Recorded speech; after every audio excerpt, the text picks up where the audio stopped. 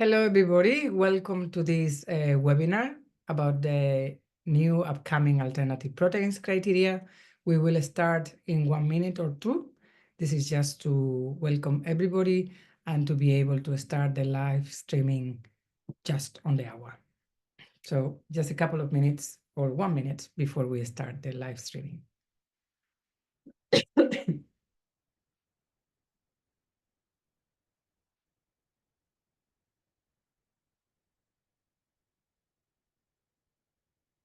So how's the weather in Nairobi for you too?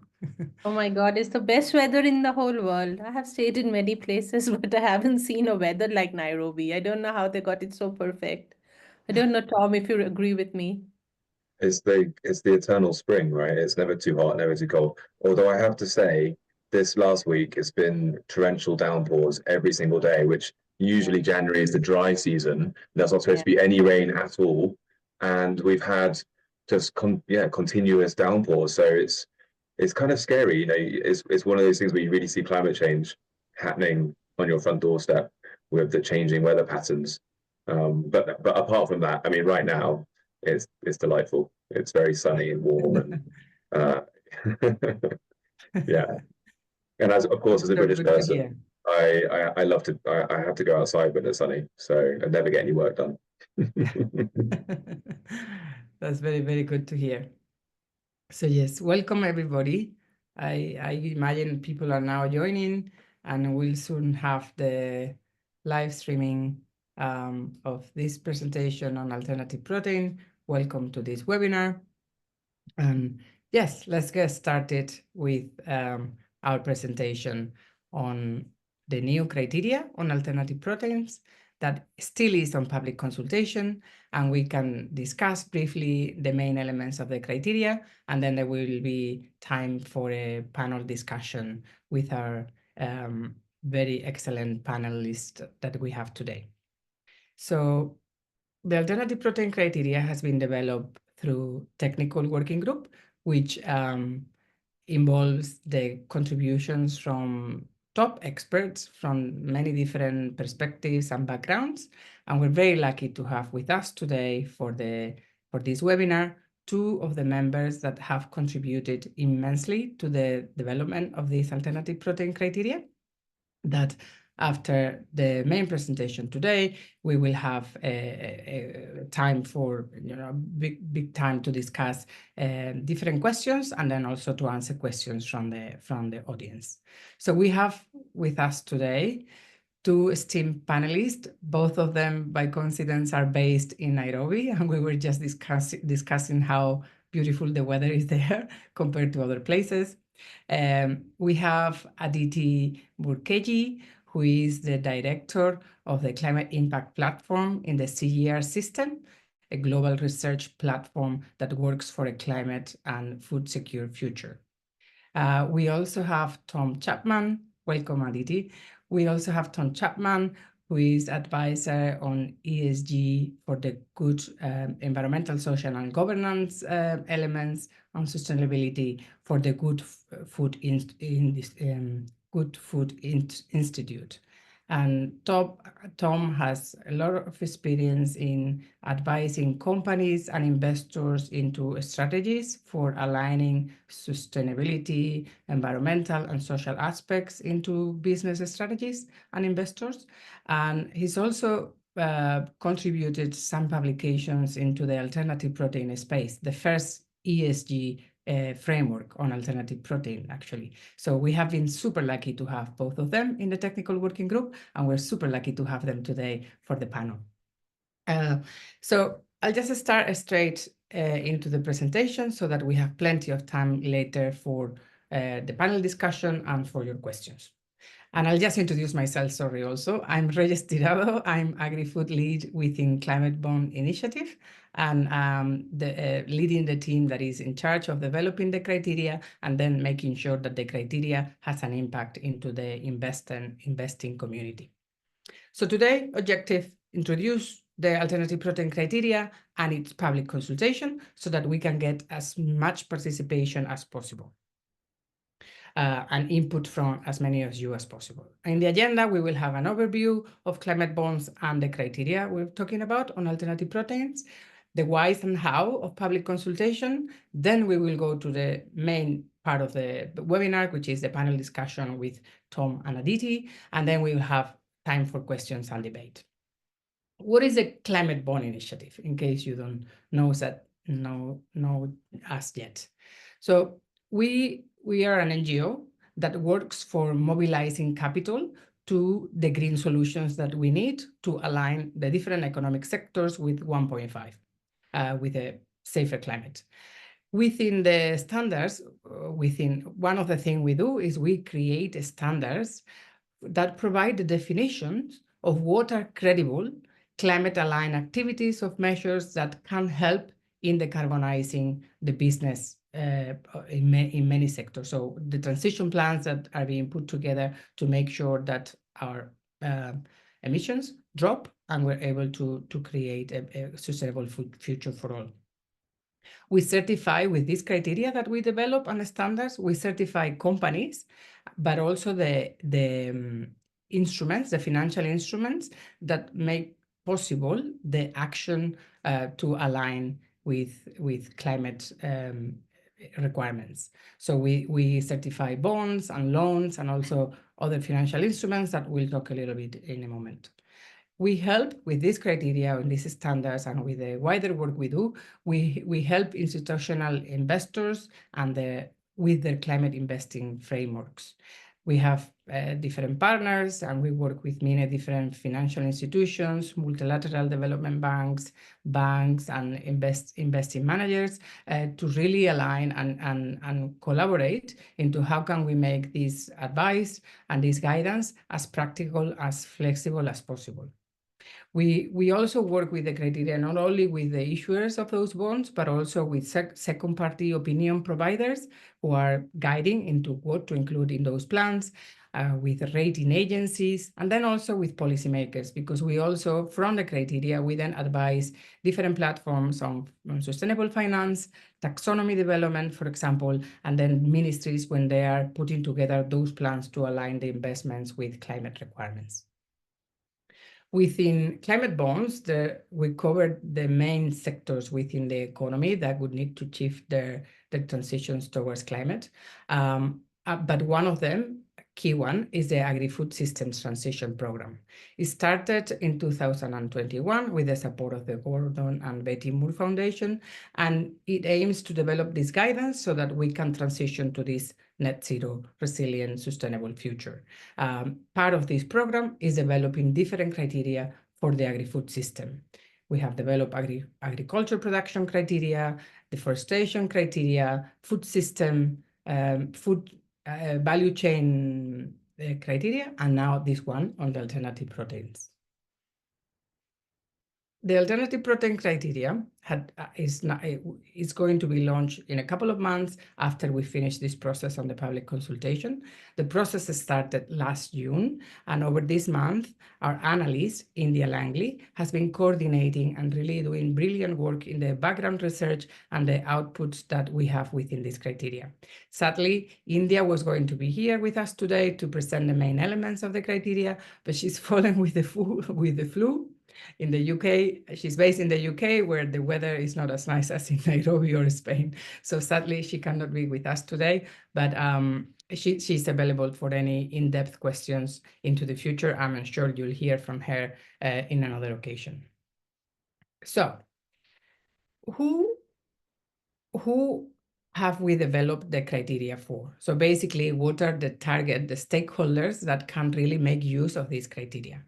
And in reality, the two main ones for the use of the criteria in particular are the producers of the alternative protein and the distributors of those alternative proteins.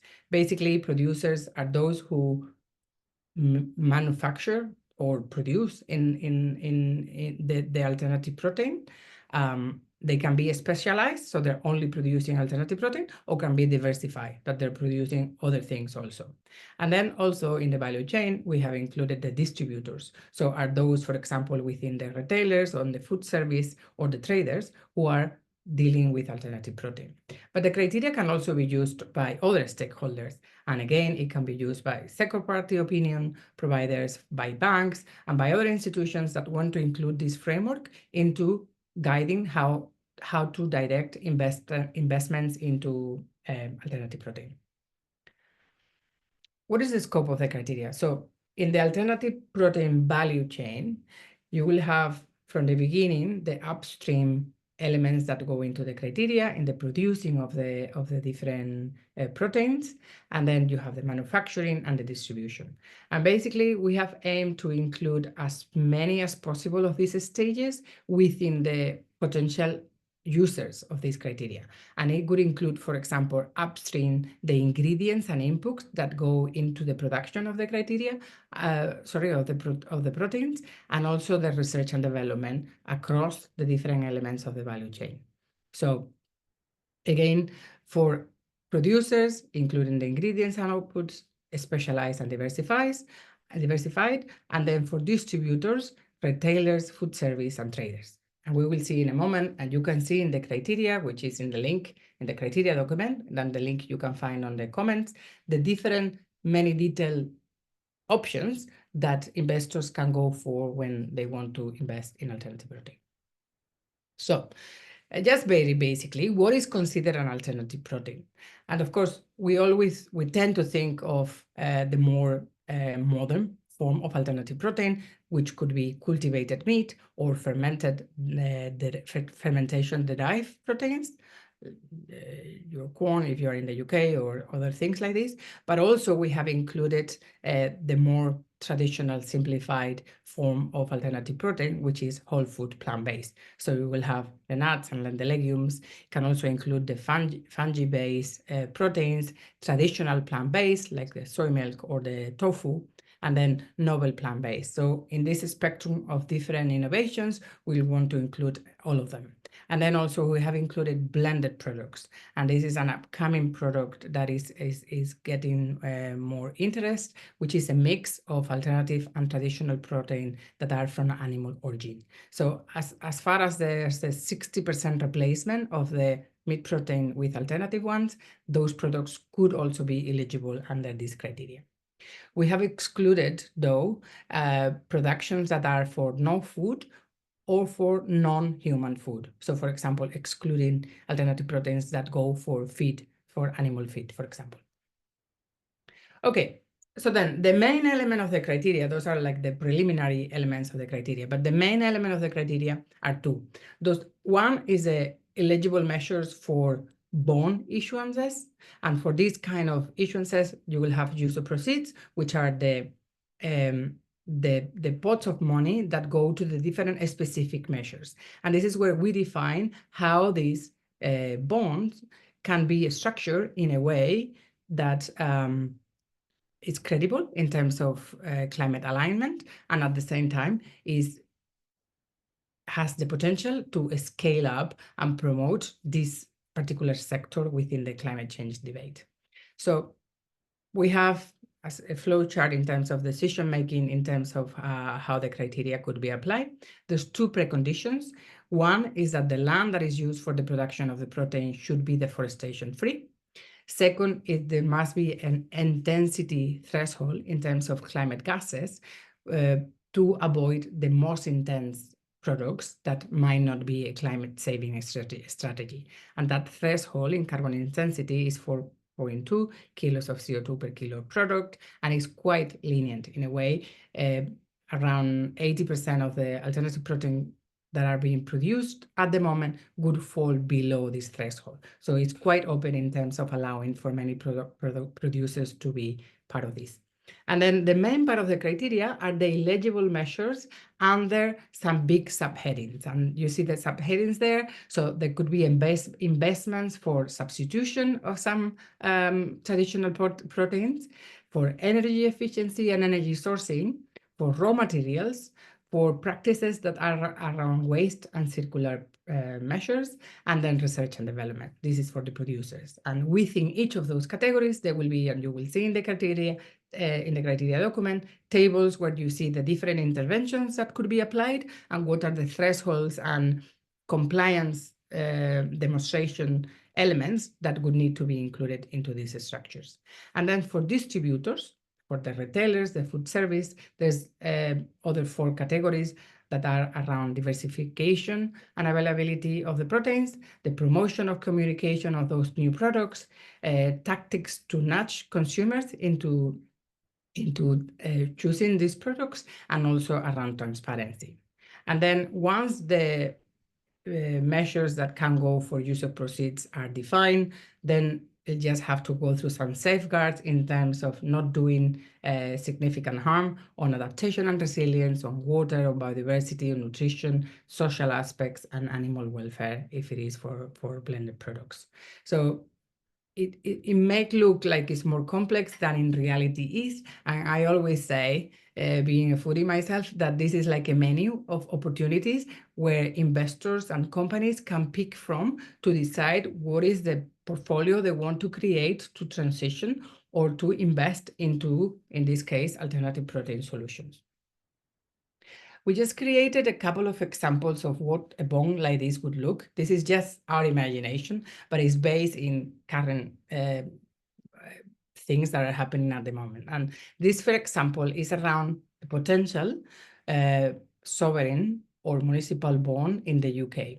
The UK has a new strategy, innovation strategy, which has objectives around transforming the food system. So the government or the municipality could decide to raise some funds in a bond to contribute to this strategy, to deliver on the food system transformation. The use of proceeds could go for investments into innovation and public food procurement within the food service categories to promote this type of products within hospitals, schools, care facilities, etc. And then it would be aligned with the national strategy that has 2 recommendations around investing £1 billion into innovation to create a better food system, and also strengthening government procurement rules. And then this will reduce emissions, it will contribute also to healthier diets, and it will become an economic opportunity in promoting this industry within the UK. This is just one example, but if we believe it's a feasible example that the government could take forward. And then within the use of proceeds, there would be many measures that could be picked from those menu tables, those options that we had detailed into the criteria document. And it could go about creating a new innovation fund for researching on these alternatives, innovation cluster to develop these novel food solutions, then reforming the menu within the public sector, developing the supply chain, and also training and capacity building. All are these categories are all covered within the criteria on options that can be incorporated. Then we had another example, which could be a private one, a private bond, which is around a multinational company that has the objective of expanding the offerings in alternative protein as part of the sustainability strategy. And it could be that use of proceeds could go directly to investments for better understanding how the consumers could choose alternative proteins. It would be aligned with some of the UN Sustainable Development Goals, for example, around hunger, around health, around responsible consumption and production, and climate action, of course. This example could again include different measures on use of proceeds from the big options that are explained in the criteria document. Could be around consumer research, it could be about product development, production, scaling up this production within the company. It could be marketing and consumer engagement. In terms of impacts, in terms of why a company could go for this could be because a company might want to align with different sustainability targets, and it could mean decarbonization within the food system they are offering. And then it could also be a business opportunity to capture some market share in this high demand product category. And then by stimulating demand of lower impact products, could reduce emissions within the scope 3 while protecting the consumer choice. So it's also like a potential bond that could be issued, including, again, many different categories. The second big part of the criteria, so this is all about bonds that we had seen, is about the bonds and assets that use the proceeds and asset that could be incorporated into one issuance of bond capital. The second part of the criteria is around entities and sustainability-linked debt. And this is more related to transition plans and how this guidance we have developed is gives the opportunity of screening those transition plans to see if they are 1.5 aligned or they are in transition. We have developed emission pathways for different products with Joseph Poort from the University of Exeter applying IPCC science, and the most complete database to date in terms of emission pathways for alternative proteins. There is an Excel tool where you can check out these different pathways. It is right now on the website, part of the public consultation. So you can go there and check it out and see how the different pathways work. It is also consistent with the pathways that we have developed for the agriculture production criteria. And you can also check it out there.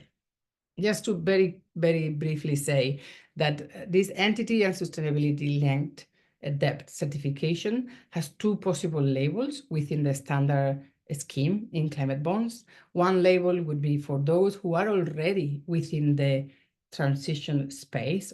That could be that green triangle in the graph, which means the emissions across the year. So in the X, you have from now until 2030, 2050, reaching net zero, and then how are emissions and emissions intensity for the different companies. Those that are within the green space would be already aligned because they are already below some threshold over the years. But we can also certify transitions, meaning that a company set, in this case, is outside of this space, meaning that it's emitting more that would be aligned with 1.5, but it has plans to align by 2030. Then they could be certified as being an instrument, entity, or sustainability-linked debt that can be in transition. And again, we've developed these pathways, and it's just a flow chart for the criteria. Again, the precondition being around no deforestation, and the aim of the product should be to substitute some animal-based proteins. And then once those two preconditions are clear, there's the check, the screening against these pathways, depending if the performance targets are met now, today, then it could be certified as 1.5. If it is complying by 2030, it will be in transition. And then in the gray box here is just that there's some safeguards around adaptation and resilience, water, biodiversity, nutrition, social and animal welfare. That is just about not doing harm in the water system where the entity is operating. It's just an example of the different pathways we provide in this Excel tool. There's pathways for meat replacement, milk replacement, eggs, cheese, and seafood replacement. And you will see in the Excel that there's from 2024, the emissions that are starting now and how they should be moving down towards 2050. You can play with the emission pathway within the Excel tool there. Okay, so this is the end of the explanation of the very brief explanation of the what is in the criteria, and you can check out a lot more within the criteria document. We're still in public consultation. Why do we need a public consultation? So we have developed, as I said, the criteria with a very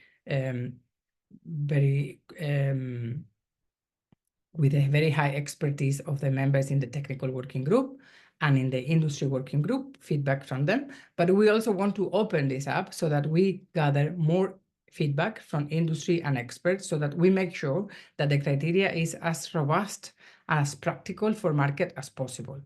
We want to continue to identify any gaps and to refine the methodology. We also want to enhance any industry alignment. So there might be other frameworks out there that we don't know about, and we would like to hear if there's other things that we can incorporate. And then overall, we want to strengthen the market credibility of these products so that the criteria can really facilitate that they are scaled up as much as possible. For the public consultation process, you will see, if you open that link, there's a questionnaire. So the public consultation is done through this questionnaire. There's different sections: the overall framing, the assets and use of proceeds, that is for bonds that I explained at the beginning, then section 3 on the entities and sustainability in depth, then the safeguards and the general usability. It's very open. The deadline is until the end of next week, and you can write as much or as little as you want, but we're really eager to hear any feedback that you might have. You can see all of these in the website. Okay, that's the end of the criteria presentation. And I just want now to introduce again our two panelists, Aditi and Tom.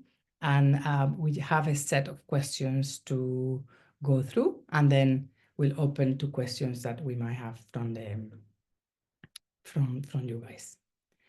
So I'm going to stop the presentation so that you can see Tom and Aditi well enough. And I'll go now to some questions from both of you.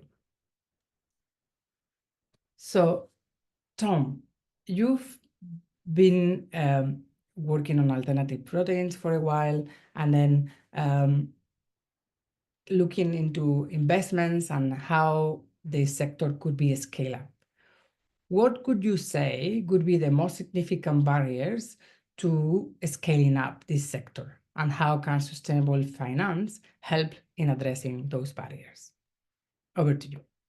Thanks, Rose, and thanks for the invitation to be part of the panel. It's great to see the CBI initiative move forward, and yeah, excited to get the public consultation completed and move forward. But yeah, so thinking about significant barriers to scaling up, well, I mean, there's a lot, right? There's a lot of different issues, and they're all interrelated, and they all reinforce each other. But maybe if I can just pick on two big ones. So I think one of the big barriers is that just the cost of production, I mean, the price of the products is a major deterrent to their scale, to scaling the industry.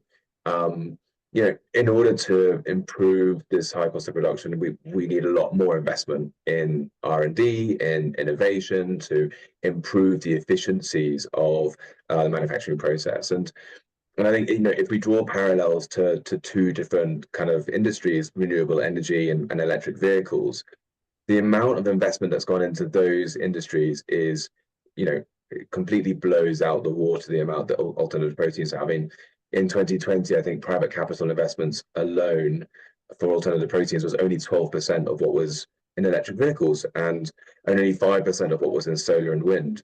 And so, yeah, we really need a lot more investment, and then we'll see big price differences. I think, if you look at the reduction in price for, I think it was solar panels from 2009 to, take 10 years, 2019, it was an 85% reduction in cost.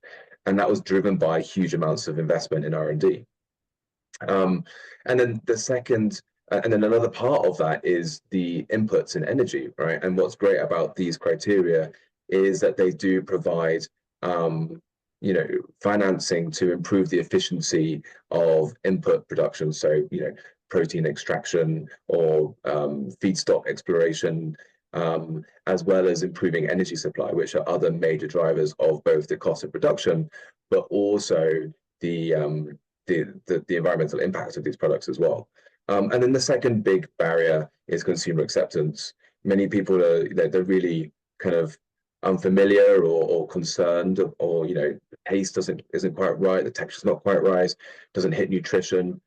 And so these criteria that we've all worked on are great as well, because they also enable the use of funds for encouraging consumers to substitute traditional proteins. And this is particularly important when we think about the size of the budgets that traditional protein manufacturers have for consumer research, for marketing, and being able to shift and nudge their consumers to consume their products. So yeah, I think basically those are two of the big areas, and access to affordable capital will really help to kind of break down those barriers and hopefully scale the industry. Good. Cost and consumer acceptance. So yes, and I really like the comparison with renewable energy and AV.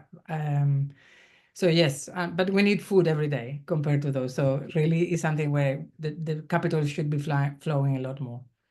Into that, Aditi, I'll go now over to you, thinking on the need to scale up alternative protein. Can you say more? Can you say into how significant it is the impact they might have, alternative protein, if we scale them up on greenhouse gas emissions and land use challenges? Thank you so much, Rez, and thank you for the invitation to talk about today something that I feel is a very, very important topic, because this is not only something critical for climate change, but also for nutrition, equity, and food security. So the role of alternative protein is kind of goes beyond just reducing greenhouse gas emissions. It also ends up addressing land use challenges. And more importantly, it also perhaps can have an important role in reshaping the food systems transformation, where we have been talking a lot about the need to transform the food systems in ways that it is low emission. And this is one of those solution baskets that has to be very much explored.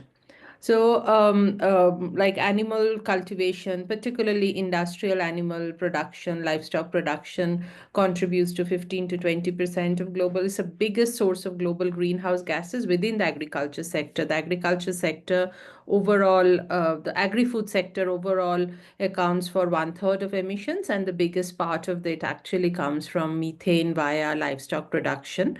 So, which is pretty high. So there's no way we can keep the world within the 1.5, which the Paris Agreement commits us to, without tackling the emissions that are coming out from the livestock sector. So I think and in that context, at the global level, to move on to a diet that's more plant-based, but also that's cultivated protein would be very much needed to reduce emissions, but also to free up land where more forests could be grown for both conservation and carbon sequestration.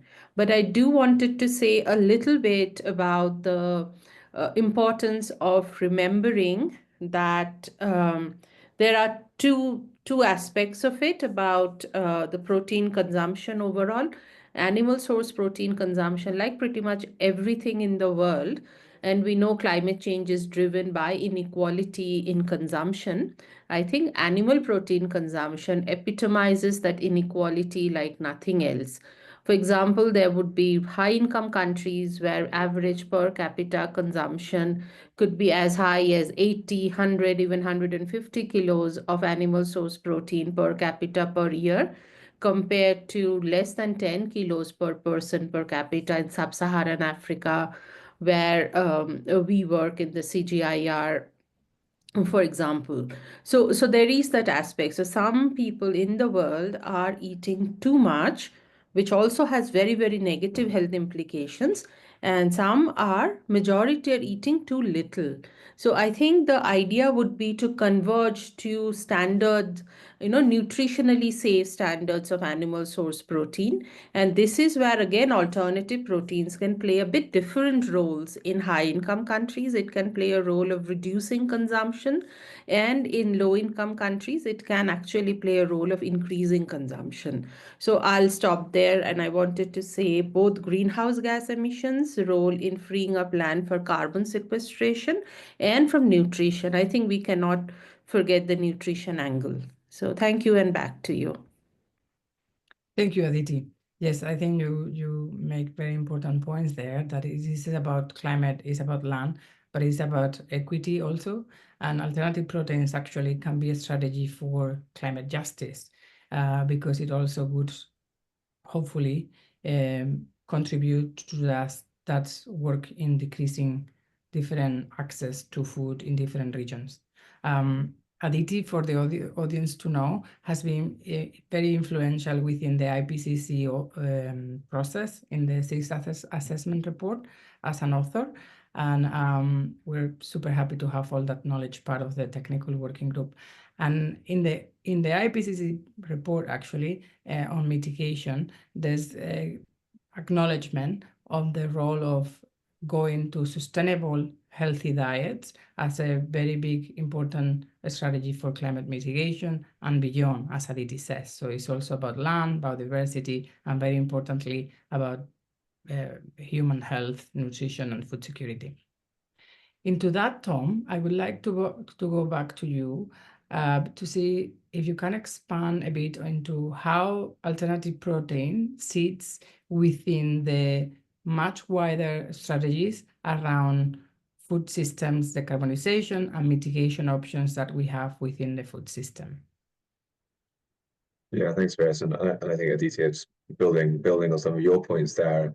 You know, the World Bank and I think other big actors, CGRA and FAO, they're all now kind of converging on some of the solutions that alternative proteins provide. And I just pick out a few key statistics that the recent World Bank report, Recipe for a Living Planet, pulled out. You know, it was really, really striking, some of the evidence they had. And I think they said it was the second highest mitigating potential out of all of the options they looked at, and only beaten by afforestation and reforestation.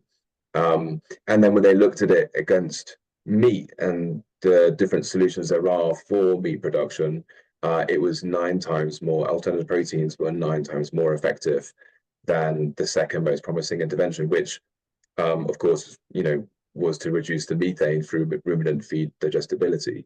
And I think that, you know, it's really worth thinking about the alternative proteins. They have this primary benefit of, you know, actually using less resources and producing less emissions to produce. But then they have a secondary benefit that, because they use so little land in comparison to traditional, you know, of proteins, and that it frees up a lot of land. If we switched to, you know, a substantial amount, we'd free up such vast amounts of land that we could then use for other projects. We could use it for reforestation or for other climate-friendly and nature-positive interventions. And also, in eating alternative proteins, you're then switching away from the highest producing carbon emitting sources of food, so beef and soy production for animal feed.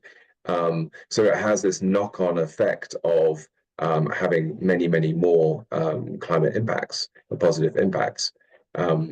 So yeah, I think, you know, if we're able to capture those greater production efficiencies, you know, then that's amazing. And I think the final point I'll make on this as well is that all of the calculations that are done on alternative proteins, they're done pretty much with very conservative numbers. So if you look at a lot of the work that GFI puts out, they're always very conservative, and they choose kind of the least efficient versions of alternative proteins. And so, you know, one of the great things again about this criteria that you're putting out is it really promotes active innovation for improvement within the production process of alternative proteins as well. And so, you know, the numbers that we're spitting out now, I think they're basically the minimum, and we would look to expect even better results, you know, down the line. So yeah, anyway, thanks. Back to you. Yeah, thank you, Tom. Yes, and as you said, yes, we wanted to really not only promote this space, but also this sector in alternative protein, but also with the criteria, the idea is to improve the sector. So make it more efficient in terms of energy use, more efficient in terms of protein production at the different levels of the manufacturing, and so on and so forth. So it's a both way of promoting, but also enhancing and improving production systems as we move forward.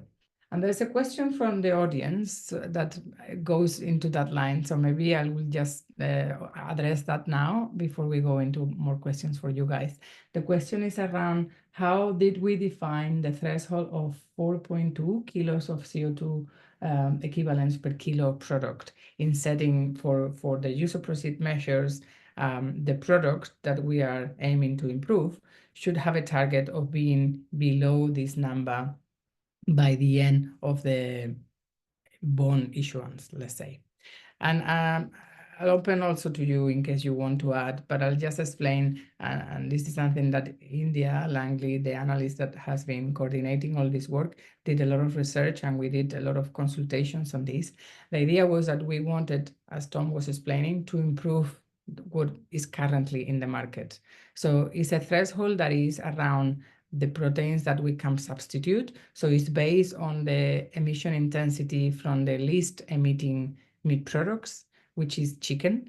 So it's a percentile of the emission intensity of chicken at the moment, which allows for alternative proteins to be efficient compared to that, but improving on the high emissions that come from most of the meat products.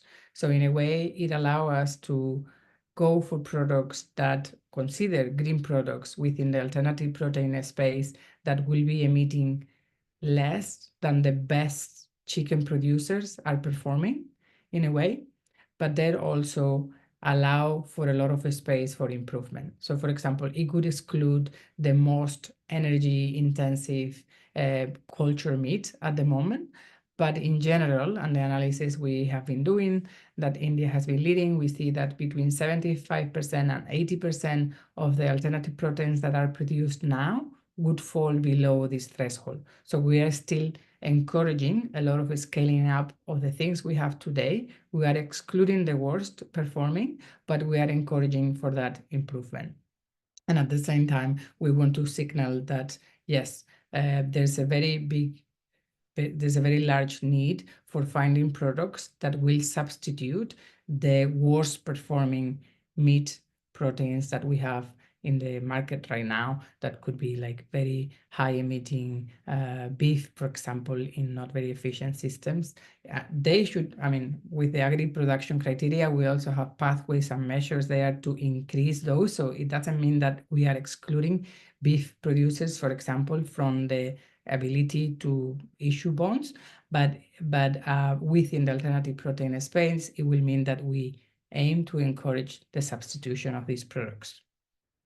I hope that's clear. And I want to go back to Aditi with, yes, so I touch on the agri production criteria, and in the work that you have done in general within food systems, there are many strategies for decarbonization or aligning food systems with 1.5 trajectories.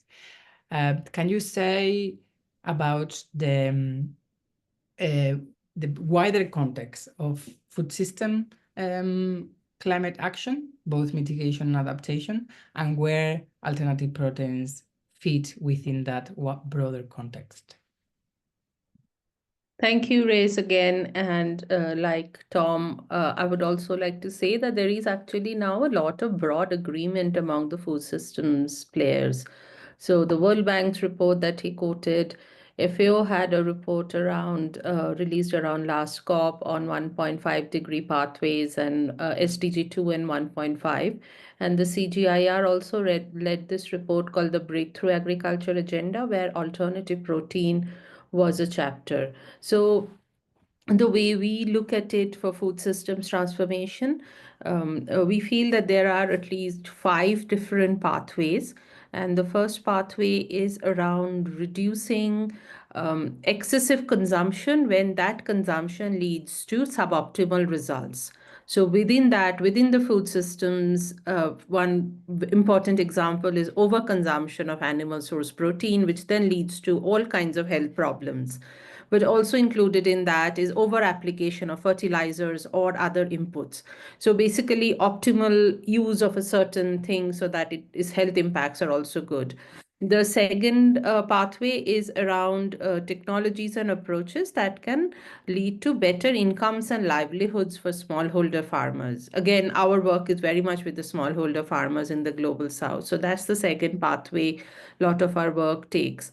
The third pathway is innovating in technologies that leads to lesser harm to the environment. This is apart from greenhouse gas. This is around water. This is around soil. Some of those that you also have in your criteria. So a technology should not lead to soil pollute, like, making the soil quality worse or leading to more water pollution. The fourth one is the technologies have to reduce greenhouse gas emission. The ideal is absolute reduction, but in the meanwhile, it's also about improving of emission efficiency and relative reduction. And the final one is it should all these technologies should build resilience among farmers against smallholder producers. That's our focus. So overall, I feel that alternative proteins actually tick all of these in many ways, perhaps not the resilience building. That's where we might have to think about how does the production of the alternative protein does not get cornered by only the large scale producers. How can we involve smallholder farmers into production of alternative proteins as well? But otherwise, if you look at reducing excessive consumption, unsustainable consumption, improving quality of land, water, and ecosystems, if you look at the ones around increasing incomes and reducing greenhouse gases, alternative proteins quite fit. And remember, it's not just manufactured meat and all, it's also other forms of alternative protein, right? Nuts and lentils and all of those. So I think alternative protein, therefore, has a huge potential both in developed countries, but also in developing countries from a nutritional perspective. And I'm really curious to know what kind of, and GFI and Tom would be the best one to answer when it comes to some of these manufactured and fermented kind of the ones that takes industrial like production processes. What are the kind of interventions to involve smallholder farmers? I see that as a very positive route for livelihoods benefits to also accrue from that. If you're asking a herder, say, to cap the number of cows in, say, a developing country, then what are the alternative livelihoods benefits? So I think those are some of the questions going forward would be very important. And with the financing with the kind of bonds and financing available, if those could also open up to smallholders and to small and medium enterprises, I think that would also have very, very important economic and financial returns. Yeah, back to you, Grace. Right, Aditi, and spot on in terms of how can we make these usable, practical, and impactful, not only for big multinationals, but also for smallholders and small and medium enterprises in developing countries. And we're actually this year, we're going to be working on that intensively because, for example, within the agri-production criteria, we have interventions eligible for use of proceeds within bonds that go towards transition in income from high-intensity animal production systems towards other more diversified that can have benefits on climate emissions, but also on other elements of income, food security, and so on. So it's a very active area where we would like to see more research and more interventions also happening from multilaterals, from governments, and from other players in the regions. I'll go back to you with a question on developing countries, but before, Tom, we have touched a bit on multinationals. So what do you see is the role of multinational companies, food companies, in scaling up this space for alternative proteins globally? Thanks, Rose. And just before I answer that, just reflecting a little bit on Aditi's, if I may.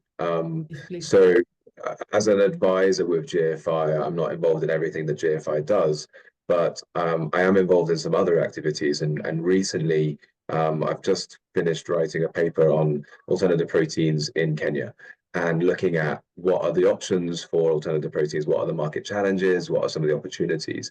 And so one of the key things that's coming out of that is, how can we utilize indigenous crops to improve farmer resilience?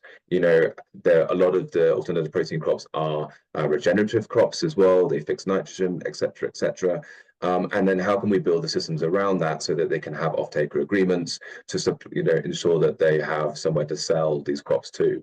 And actually, there's a lot of undiscovered or unutilized indigenous crops like bambara nuts or lupins or other type or cowpea or things like that, or cassava, where there could be great functionality for alternative proteins which are not fully explored yet. So I think there's a lot of research opportunities there. So anyway, we can park that, and perhaps Aditi and I could take that offline and chat more.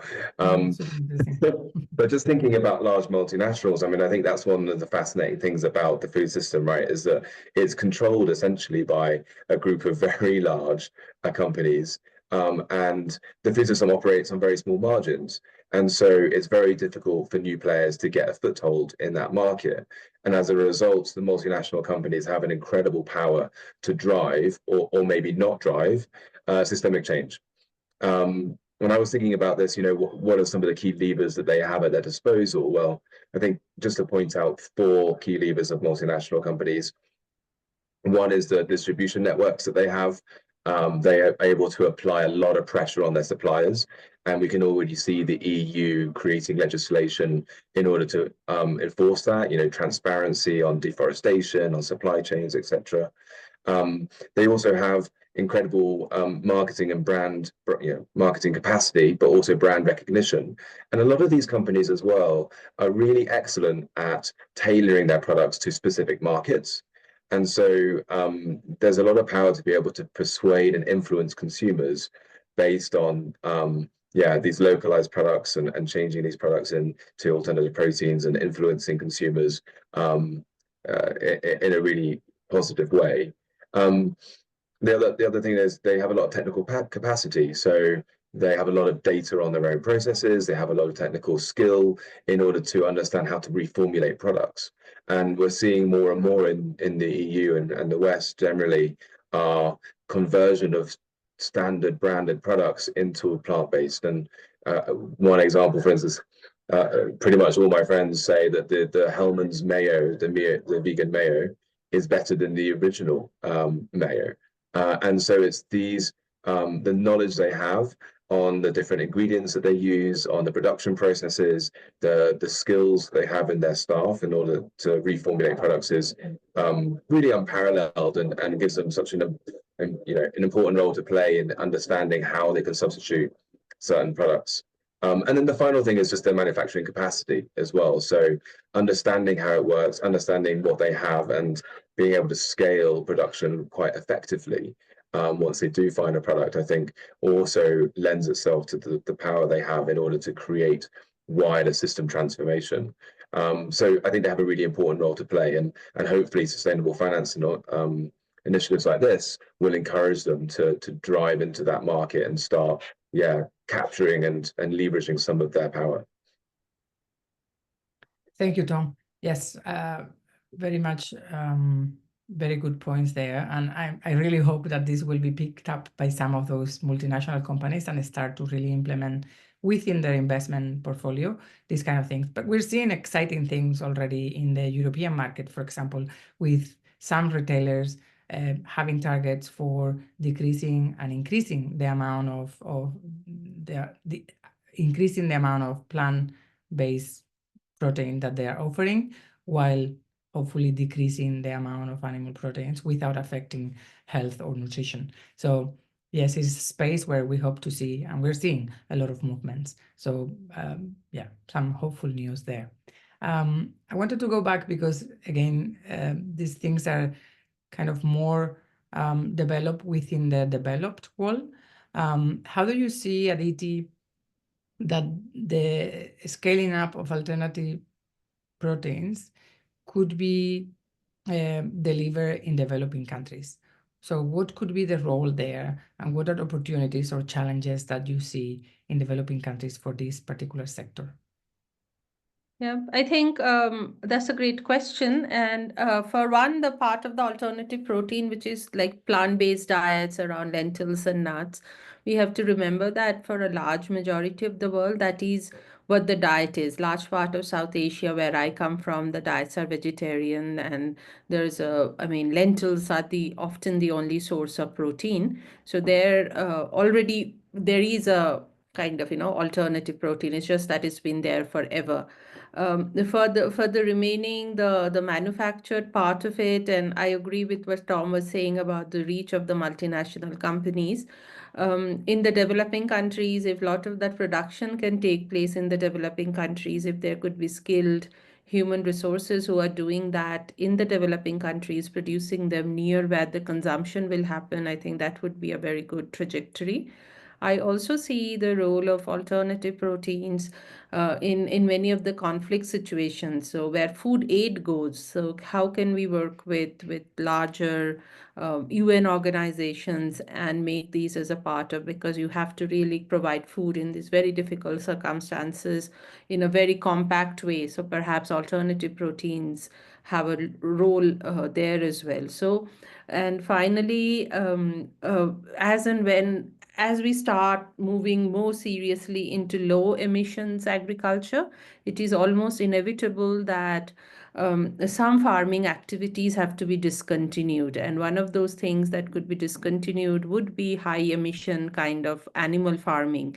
So how do you transition those workers who are dependent on these high emission farming practices? So would that training and capacity building and moving into the new ones that are opening up, alternative proteins? So kind of think of it as retraining fossil fuel workers to work in renewable energy sector. A similar kind of an analogy. How do we make farmers who are dependent on, say, livestock production for their livelihoods shift their next generation to something more sustainable, and alternative proteins could be one of those options. So I'll stop there. Yeah. Yeah, thank you, Aditi. Very good points in terms of how this could be scale up and the role of, for example, food aid and as an avenue to start incorporating that. So very much looking forward to see this expanding. There's a question on the, we're coming to an end, there's only 5 minutes left, and there was another question on LinkedIn that I like to address and then also open for you to see what you think. It's about how, instead of thinking about replacing some of these proteins, what about incorporating them into other staples like insect protein into children's food or flour or sauces? So it's more, I guess the question is, if I understand correctly, is more about supplementing protein into foods that we already have rather than some substitution. So I'll say first, some kind of blended products could be part of the eligible measures in the criteria. So we have included that as far as possible. As far as when there's at least 60% substitution of the animal protein. The reason for this is that there's still, we don't want to say no to animal product per se, but there's two things that are important. And as Aditi mentioned, is about reducing the highest emitting source of animal production, but also reducing the overall amount that is consumed, especially in over-consuming areas. But we have that option for blended products, meaning that maybe it could be a burger that is 40% meat, but is 60% alternative protein. And maybe the consumer, without even noticing too much, is consuming a very significant reduced amount of animal protein, which is not only good for climate, but might be also good for health and so on. So that would be one. And then the other thing I wanted to mention about this is that not in every context, as both Aditi and Tom were mentioning, not in every context, there's a need for more protein. So in many areas, there's already, in many regions of the world, and even in developing countries, in some parts of society, there's a trend for overconsumption of protein. So it's not only about adding more protein, it's about adding more vegetables and fruits and adding more nutritious food in many circumstances. However, so we have to be wary there in terms of promoting alternative protein as a solution for everything, because it's for substituting the highest emitting part of our food menu. But there's other contexts, and we have already touched on this, where there's underconsumption and where maybe alternative proteins might be a way to promote nutrition security and food security in different contexts. And we cannot do this with animals because otherwise we're not going to reach 1.5. And we can do it with nutritional food that is different. It can be from beans, could be lentils, it could be many other things, but it could also be fermented protein or cultivated bean. I don't know if you guys have thoughts on these questions before we go for conclusion. Do you want to add? Or anything really. We only have 2 minutes more, just encouraging, we don't have any more questions, and just encouraging the audience to participate on the public questionnaire that is open right now. And just ending, if you want to say your last thoughts on this discussion. Right. No, I agree with everything that you said. What would be, again, wearing the researcher hat and the hat of the organization, which is into research and innovation, a desirable trend in the next 5 to 6 years would be more and more research, particularly focusing on how alternative protein nutrients can benefit smallholder producers and also small consumers. I think right now it is really rightly about high income countries. So how do we bring some of those nuances? So that is what I would love to see, developing a portfolio of more nuanced research around the importance of alternative proteins in the developing world. So that's one of the wish lists. I joined you with this hope. Tom, any thoughts? Yeah, I resonate with a lot of the things that you're saying, and I think, you know, places like Kenya, for instance, do have the double burden of malnutrition, right? They have obesity and they have stunting and wasting, and I think alternative proteins can play an excellent role. It's not the only solution, of course, but it can play an excellent role of supplementing diets for those who don't get enough protein, where, you know, there's a stagnation in terms of the amount of beans and lentils that are consumed. And alternative proteins can play that in-between role where meat's too expensive. And if we can get the products to the right level of affordability, they can be nutritional, they can be environmental, and they can fit that gap and help solve some of the protein gaps that we have in the developing world. And, you know, in the West, they can also, you know, improve diets as well by being more nutritious. So, yeah, I think there's a lot of opportunities. Yeah, I think that we just need a lot more work to realize those opportunities. Thank you so much, both of you. I think we leave with a very positive note in terms of the big opportunity that this alternative protein space and our contribution with the criteria opens for real scale, very concrete interventions that the different players can do, from the multinational companies in the food system towards you know, development agency. So there's a lot of concrete interventions that could happen, and hopefully this will you know, realize a lot of the benefits we've been touching. There's a lot we have been unpacking. Thank you so much for a fascinating debate and inviting everybody to participate. Thank you so much. Thank you, Rez. Thanks, everyone. Thank you, Rez. Bye, Tom. Bye. Bye, everyone.